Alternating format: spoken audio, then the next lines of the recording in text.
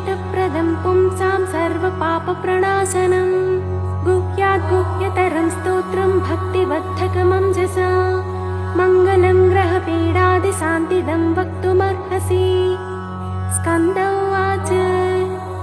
शृणु नारददेवर्षे लोकानुग्रहकाम्यया यत्पृच्छसि परं पुण्यं तत्ते वक्ष्यामि कौतुकात्। माता मे लोकजननी हिमवन्नगसत्तमात् मेनायां ब्रह्मवादिन्यां प्रादुर्भूता हरप्रिया महता तपसाराध्य शङ्करं लोकशङ्करं स्वमेव वल्लभं भेजे कलेवहि कलानिधिं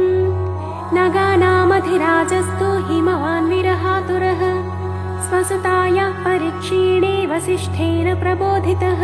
त्रिलोकजननी सेयं प्रसन्ना त्वयि पुण्यतः प्रादुर्भूता सुतात्वेन तद्वियोगं शुभं त्यज बहुरूपा च दुर्गेयं बहुनाम्नी सनातनी सनातनस्य जाया सा पुत्री मोहं त्यजाधुना इति प्रबोधितस्यैलत्तां तुष्टाव परां शिवां तदा प्रसन्ना सा दुर्गा पितरं प्राह नन्दिनी मत्प्रसादत्परं स्तोत्रं हृदये प्रतिभासताम् तेन नाम्नां सहस्रेण पूजयन् काममाप्नुहि इत्युक्त्वान्तर्हितायां तु हृदये स्फुरितं तदा नाम्नां सहस्रं दुर्गायाः पृच्छते मे यदुक्तवान् मङ्गलानां मङ्गलं तद्दुर्गा नाम सहस्रकम् सर्वाभीष्टप्रदां पुंसां ब्रवीम्यखिलकामदम्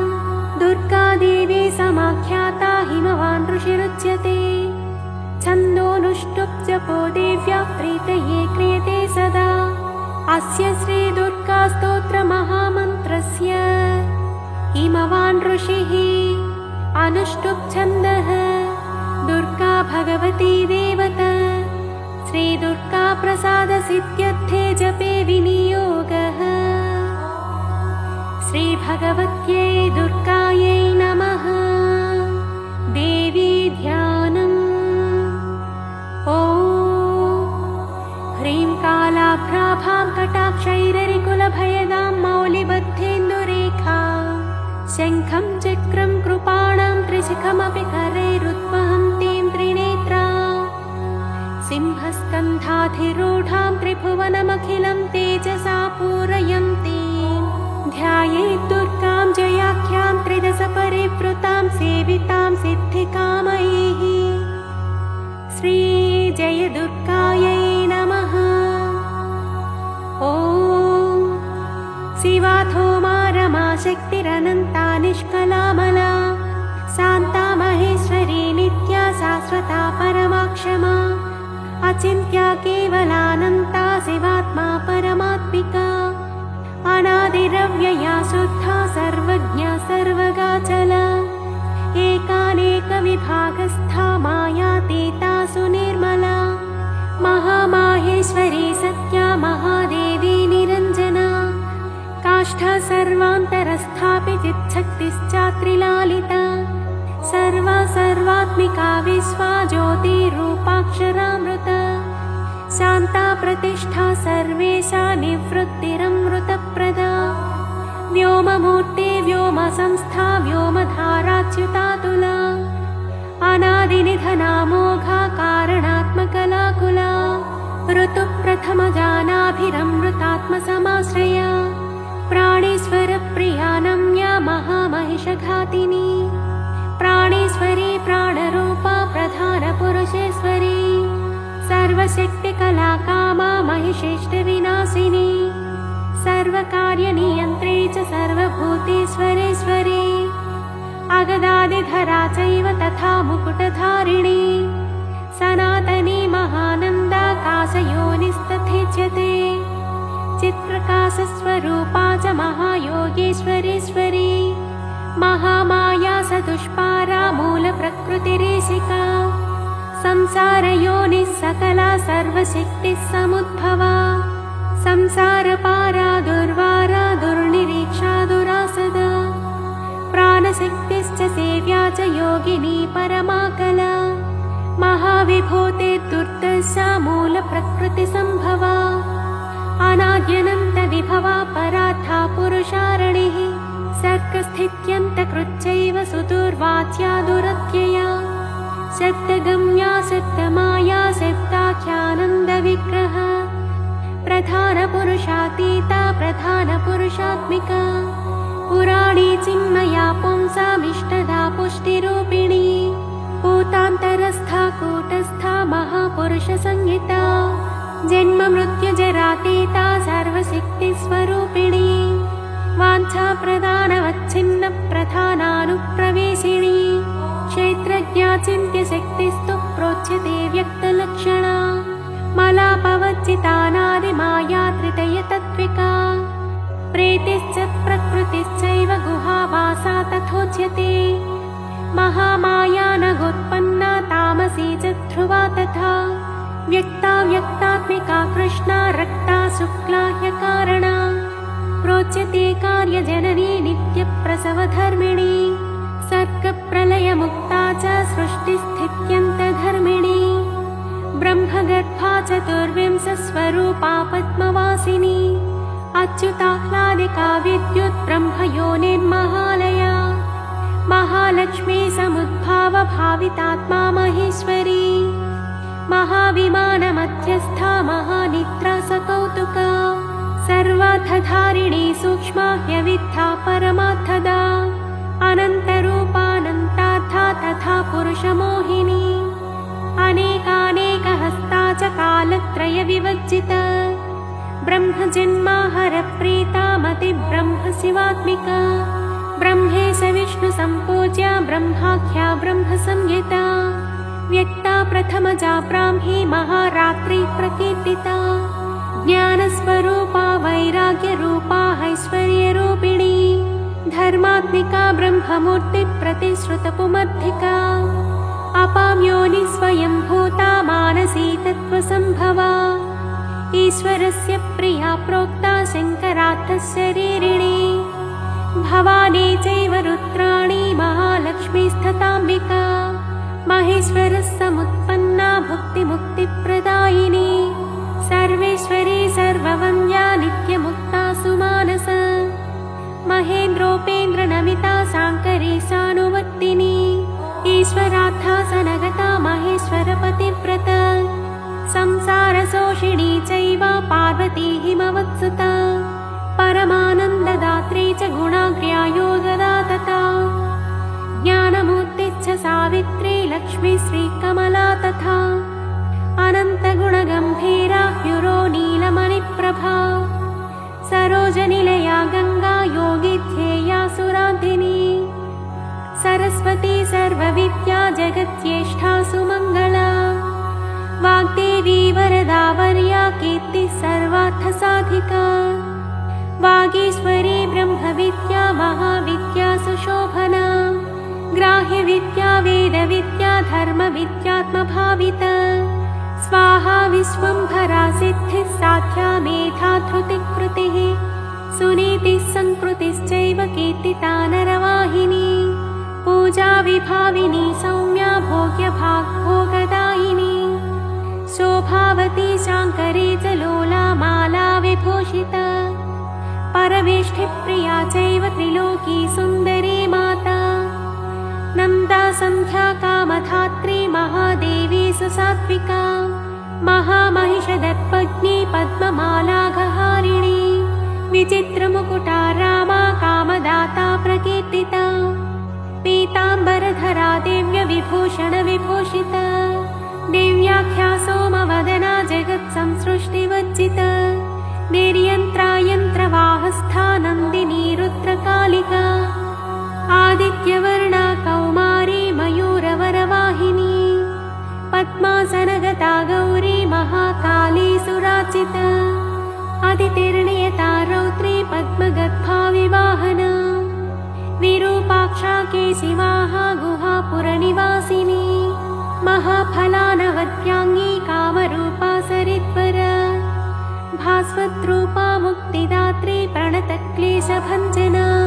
कौशिकी गोमिनी रात्रिश्रितसारिविनाशिनी बहुरूपा सुरूपा च विरूपा रूपवर्जिता भक्तात्तिसमना भव्या भवभावविनाशिनी सर्वज्ञानपरीताङ्गी सर्वासुरविमर्दिका पिकस्वनी सामगीता भवाङ्कनिलया प्रिया दीक्षा विद्याधरी दीप्ता महेन्द्राहितपातिनी सर्वदेवमया दक्षा समुद्रान्तरवासिनी अकलङ्का निराधारा नित्यसिद्धा निरामया कामधेनु बृहद्गर्भा धीमती मौननाशिनी निस्सङ्कल्पा निरातङ्का विनया विनयप्रदा ज्वालामाला सहस्राढ्या देवदेवी मनोमया सुभगा सुविशुद्धा च वसुदेवः समुद्भवा महेन्द्रोपेन्द्रभगिनी भक्तिगम्या परावरा ज्ञानज्ञेया परातीता वेदान्तविषयामतिः दक्षिणादाहिका दह्या सर्वभूतहृदिस्थिता योगमाया विभागज्ञा महामोहा गरीयसी सन्ध्या सर्वसमुद्भूता ब्रह्मवृक्षाश्रयादितिः बीजाङ्कुरसमुद्भूता महाशक्तिर्महामतिः ख्यातिप्रज्ञावती संज्ञा महाभोगेन्द्रसायिनी ह्रीङ्कृतिशङ्करी शान्तिर्गन्धर्वगणसेविता वैश्वानरी महाशूला देवसेना भवप्रिया महारात्रि परानन्दा सचेतुस्वप्ननाशिनी ईड्या जया जगद्धात्री दुर्विज्ञेया स्वरूपिणी गुहाम्बिका गुणोत्पन्ना महापीठा मरुत्सुता हव्यवाहा भवानन्दा जगद्योनिः प्रकीर्तिता जगन्माता जगन्मृत्युज्जरातीता च बुद्धिदा सिद्धिदात्री रत्नगर्भा रत्नगर्भाश्रया परा दैत्यहन्त्री श्रेष्ठदात्री मङ्गलैकसुविग्रह पुरुषान्तर्गता चैव समाधिस्था तपस्विनी दविस्थिता त्रिनेत्रा च सर्वेन्द्रियमनाधृतिः सर्वभूतहृदिस्था च तथा संसारतारिणी वेद्या ब्रह्मविवेद्या च महालीला प्रकीर्तिता ब्राह्मणी बृहती ब्राह्मी ब्रह्मभूताघहारिणी हिरण्मयी महादात्री संसारपरिवर्तिका सुमालिनी सुरूपा च भास्विनी धारिणी तथा उन्मूलिनी सर्वसभा सर्वप्रत्ययसाक्षिणी सुसौम्या चन्द्रवदना ताण्डवासक्तमानसा सत्त्वशुद्धिकरी शुद्धा मलत्रयविनाशिनी जगत्त्रये जगन्मूर्तिस्त्रिमूर्तिरमृताश्रय विमानस्था विशोका च शोकनाशिन्यनाहता हेमकुण्डलिनी काली पद्मवासा सनातनी सदा कीर्तिः सर्वभूतशया देवी सतां प्रिया ब्रह्ममूर्तिकला चैव कृत्तिका कञ्जमालिनी व्योमकेशा क्रियाशक्तिरिच्छाशक्तिः परागतिः शोभिका खण्डिका भेद्या भेदा भेदविवर्जिता अभिन्ना भिन्नसंस्थाना वसिनी वंशधारिणी गुह्यशक्ते गुह्यतत्त्वा सर्वदा सर्वतोमुखी भगिनी च निराधारा निराहारा प्रकीर्तिता निरङ्कुशपदोद्भूता चक्रहस्ता विशोधिका स्रग्विणी पद्मसम्भेदकारिणी परिकीर्तिता परावरविधानज्ञा महापुरुषपूर्वजा परावरज्ञा विद्या च विद्युज्जिह्वाजिताश्रया विद्यामयी सहस्राक्षी सहस्रवदनात्मजा सहस्ररश्मिः सत्त्वस्था महेश्वरपदाश्रया ज्वालिनी सन्मया व्याप्ता चिन्मया पद्मभेदिका महाश्रया महामन्त्रा महादेवमनोरमा व्योमलक्ष्मी सिंहरथा चेकितानामितप्रभा विश्वेश्वरी भगवती सकला कालहारिणी सर्ववेद्या सर्वभद्रा गोप्या दूढा गुहारिणी प्रलया योगधात्री च गंगा विश्वेश्वरी तथा कामदा कनका कान्ता कञ्जगर्भप्रभा तथा पुण्यदा कालकेशा च भोक्त्री पुष्करिणी तथा सुरेश्वरी भूतिदात्री भूतिभूषा प्रकीर्तिता पञ्चब्रह्मः समुत्पन्ना परमार्थार्थविग्रह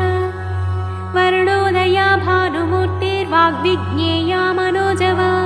मनोहरा महोरस्का तामसी वेदरूपिणी वेदशक्तिर्वेदमाता वेदविद्या प्रकाशिनी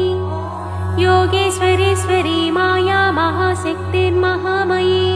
विश्वान्तस्था वियन्मूर्तिर्भार्गवी सुरसुन्दरी सुरभिर्नन्दिनी विद्यानन्दगोपतनोद्भवा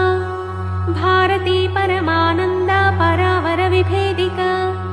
सर्वप्रहरणोपेता काम्या कामेश्वरेश्वरी अनन्तानन्दविभवा हृल्लेखा कनकप्रभा कूष्माण्डाधनरत्नाढ्या सुगन्धा गन्धदायिनी त्रिविक्रमपदोद्भूता चतुरास्या शिवोदया सुदुर्लभा धनाध्यक्षा धन्या पिङ्गललोचना शान्ता प्रभास्वरूपा च पङ्कजायतलोचना इन्द्राक्षी हृदयान्तस्था शिवा माता च सत्प्रिया गिरिजा च सुगूढा च नित्यपुष्टा निरन्तरा दुर्गा कात्यायनी चण्डी चन्द्रिका कान्तविग्रह हिरण्यवर्णा जगति जगत्यन्त्रप्रवर्तिका मन्दरात्रिनिवासा च शारदा स्वर्णमालिनी रत्नमाला रत्नगर्भा व्युष्टिर्विश्वप्रमाधिनी पद्मानन्दा पद्मनिभा नित्यपुष्टा कृतोद्भवा नारायणी दुष्टशिक्षा सूर्यमाता वृषप्रिया महेन्द्रभगिनी सत्या सत्यभाषा सुकोमला वामा च पञ्चतपसां वरदात्री प्रकीर्तिता वाच्यवर्णेश्वरी विद्या दुर्जया दुरतिक्रमा कालरात्रे महावेगा वीरभद्रप्रिया हिता भद्रकाली जगन्माता भक्तानां भद्रदायिनी कराला पिङ्गलाकारा कामभेत्री महामनाः यशस्विनी यशोदा च षडध्वपरिवर्तिका शङ्खिनी पद्मिनी सङ्ख्या साङ्ख्ययोगप्रवर्तिका चैत्रादिर्वत्सरारूढा जगत्सम्पूर्णीन्द्रज शुम्भग्नि केचराराध्या कम्बुग्रीवा बलीडिता खगारूढा महेश्वर्या सुपद्मनिलया तथा विरक्ता गरुडस्था च जगति हृत्कुहाश्रया शुम्भादिमथना भक्तहृत्कः परनिवासिनी जगत्त्रयारणी सिद्धसङ्कल्पा कामदा तथा सर्वविज्ञानदात्री च नल्पकल्मषहारिणी सकलोपनिषद्गम्या दुष्टदुष्प्रेक्षसत्तमा सत्कृता लोकसंव्याप्ता तुष्टिः पुष्टिक्रियावती विश्वामरेश्वरी चैव भुक्तिमुक्तिप्रदायिनी शिवाधृता लोहिताक्षी सर्पमाला विभूषणा निरानन्दा त्रिशूलासि धनुर्बाणादिधारिणी अशेषध्येयमूर्तिश्च देवतानां च देवता वराम्बिका गिरिः पुत्री निशुम्भविनिपातिनी सुवर्णा स्वर्णलसितानन्तवर्णा सदा धृता शाङ्करी शान्तहृदया अहोरात्रविधायिका विश्वगोप्त्री गुढारूपा गुणपूर्णा च गार्ग्य च गौरी शाकम्भरी सत्यसन्धा सन्ध्यात्रयी धृता सर्वपापविनिर्मुक्ता सर्वबन्धविवर्जिता साङ्ख्ययोगसमाख्याता अप्रमेया मुनीडिता विशुद्धसुकुलोद्भूता बिन्दुनादसमाधृता शम्भुवामाङ्कगा चैव शशितुल्यनिभानना वनमाला विराजन्ती अनन्तशयनाधृता नरनारायणोद्भूता नारसिंही प्रकीर्तिता दैत्यप्रमाथिनी शङ्खचक्रपद्मगदाधरा सङ्कर्षणसमुत्पन्ना अम्बिका सज्जनाश्रया सुवृता सुन्दरी चैव धर्मकामार्थदायिनी मोक्षदा भक्तिनिलया पुराणपुरुषादृता महाविभूतिदाराध्या सरोजनिलया समा अष्टादशभुजानादिर्नीलोत्पलदलाक्षिणी सर्वशक्तिसमारूढा धर्माधर्मविवर्जिता वैराग्यज्ञाननिरता निरालोका निरिन्द्रिया विचित्रगहनाधारा शाश्वतस्थानवासिनी ज्ञानेश्वरी पीतचेला वेदवेदाङ्गपारग मनस्विनी मन्युमाता महामन्युसमुद्भवा अमन्युरमृतास्वादा पुरन्दरपरिष्ठुता असोच्या भिन्नविषया हिरण्यरजतप्रिया हिरण्यजननी भीमा हेमाभरणभूषिता विभ्राजमाना दुग्नेया ज्योतिष्टोमफलप्रदा महानेत्रा समुत्पत्तिरनित्रा सत्यदेवता दीर्घा ककुद्मिनी पिङ्गजटाधारा मनोज्ञदेहि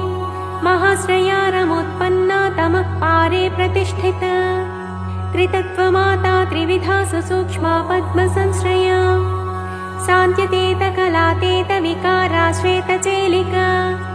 चित्रमाया शिवज्ञानस्वरूपा दैत्यमाधिनी काश्यपी कालसर्पा भवेणिका शास्त्रयोनिका त्रये मूर्तिक्रियामूर्तिश्चतुर्वर्गा च दर्शिनी नारायणेन रोत्पन्ना कौमुदी कान्तिधारिणी कौशिकी ललिता लीला परावरविभाविनी वरेण्याद्भुतमाहात्म्या वडवा वामलोचना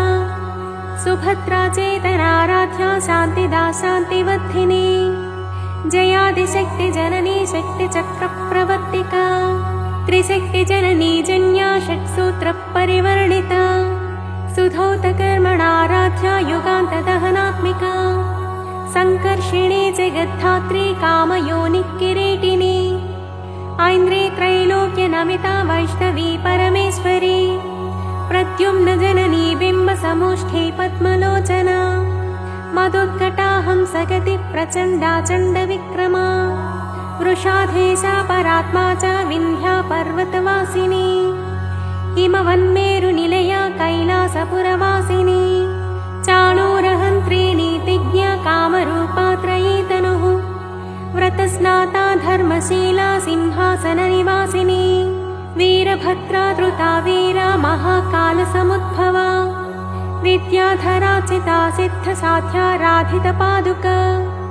श्रद्धात्मिका पावनी च मोहिनी अचलात्मिका महाद्भूता वारिजाक्षी सिंहवाहनगामिनी मनीषिणी सुधावाणी वीणावादनतत्परा श्वेतावाहनि सेव्या च लसन्मतिररुन्धते हिरण्याक्षी तथा चैव महानन्दप्रदायिनी वसुप्रभासु माल्याप्तकन्धरा पङ्कजानना परावरावरारोहा सहस्रनयनाचिता श्रीरूपा श्रीमती श्रेष्ठा शिवनाम्ने शिवप्रिया श्रीप्रदा श्रितकल्याणा श्रीधरार्थशरीरिणी श्रीकलानन्ददृष्टिश्च ह्यक्षुद्रारातिसोदनी रक्तबीजनिहन्त्री च दैत्यसङ्गविमर्दिनी सिंहारूढा सिंहिकास्या दैत्यशोणितपायिनी सुकीर्तिसहिताच्छिन्नः संशयारसवेदिनी गुणाभिरामा नागारिवाहना नित्यराचिता नित्योदिता स्वयं ज्योतिस्वर्णकाया प्रकीर्तिता वज्रदण्डाङ्किता चैव तथामृतसञ्जीविनी वज्रच्छन्ना देवदेवी वरवज्रस्वविग्रह माङ्गल्या मङ्गलात्मा च मालिनी माल्यधारिणी गन्धर्वी तरुणी चान्द्री खड्गायुधतरा तथा सौदामिनी प्रजानन्दा तथा प्रोक्ता भृगुद्भवा एकानङ्गा च शास्त्रार्थकुशला धर्मचारिणी धर्मस्सर्वस्ववाहा च धर्मा धर्मविनिश्चय धर्मशक्तिर्धर्ममया धार्मिकानां शिवप्रदा विधर्मा विश्वधर्मज्ञा धर्मार्थान्तरविग्रह धर्मवश्मा धर्मपूर्वा धर्मपारङ्गतान्तरा धर्मोपदेष्ट्री धर्मात्मा धर्मगम्या धराधरा कपालिनी शाकलिनी कलाकलितविग्रह सर्वशक्तिविमुक्ता च कर्णिकारधराक्षरा कंसप्राणहरा चैव युगधर्मधरा तथा युगप्रवर्तिका प्रोक्ता त्रिसन्ध्याध्येयविग्रह स्वर्गापवर्गदात्री च तथा प्रत्यक्षदेवता आदित्या दिव्यगन्धा च दिवाकरनिभप्रभा पद्मासनगता प्रोक्ता खड्गबाणसरासना शिष्टा विशिष्टा शिष्टेष्टा शिष्टश्रेष्ठप्रपूजिता शतरूपा शतावर्ता विततारा समोदिनी सूर्येन्दुनेत्रा प्रद्युम्नजननी सुष्ठुमायिनी सूर्यान्तरस्थिता चैव सत्प्रतिष्ठतविग्रह निवृत्ता प्रोच्यते ज्ञानपारगा पर्वतात्मज कात्यायनी चण्डिका च चण्डी हैमवती तथा दाक्षायणी सती चैव भवानी सर्वमङ्गला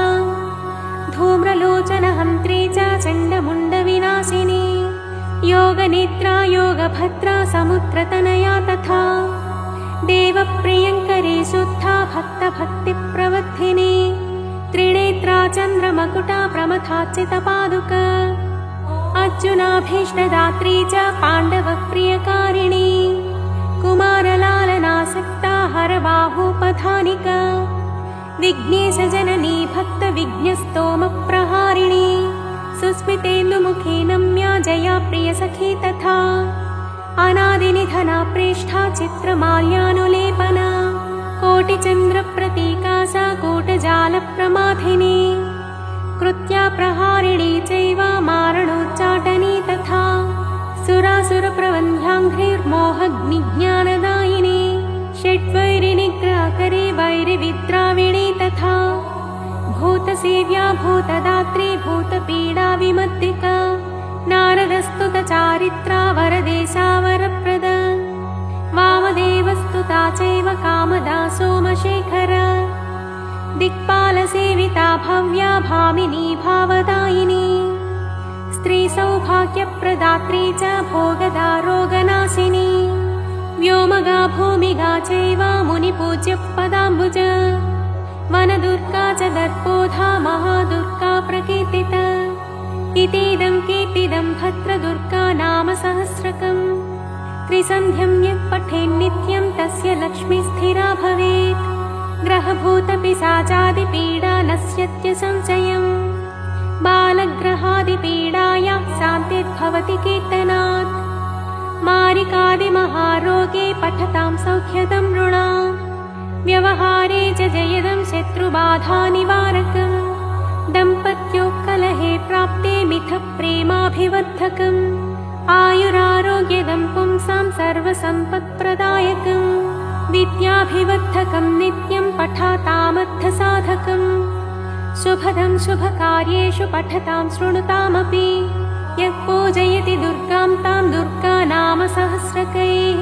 पुष्पैः कुङ्कुमसम्मिश्रैः स तु यत्काङ्क्षते हृदि तत्सर्वं समवाप्नोति नास्ति नास्त्यत्र संशयः यन्मुखे ध्रियते नित्यं दुर्गा नाम सहस्रकम् किं तस्येतरमन्त्रौघैः कार्यं धन्यतमस्य हि दुर्गा नाम सहस्रस्य पुस्तकं यद्गृहे भवेत् न तत्र ग्रहभूतादिबाधा स्यान्मङ्गलास्पदे तद्गृहं पुण्यदं क्षेत्रं देवी सान्निध्यकारकम् एतस्य स्तोत्रमुख्यस्य पाठकः श्रेष्ठमन्त्रवित् देवतायाः प्रसादेन सर्वपूज्यः सुखी भवेत् इत्येतन्नगराजेन कीर्तितं मुनिसत्तमा गुह्याद् गुह्यतरं स्तोत्रं त्वयि स्नेहात् प्रकीर्तितं भक्ताय श्रद्धधानाय केवलं कीर्त्यतामिदं हृदि धारय नित्यं त्वं देवानुग्रहसाधकम् इति श्रीस्कान्दपुराणे स्कन्दनामावसाने